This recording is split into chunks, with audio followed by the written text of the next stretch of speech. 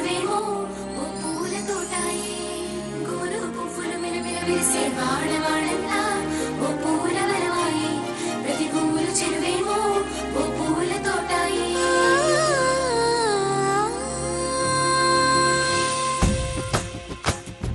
పచ్చ పచ్చని పల్లె పచ్చని పల్లె మబ్బుల్లో లేసింది వాకిళ్ళు ఉడ్చి ముగ్గులు పెట్టింది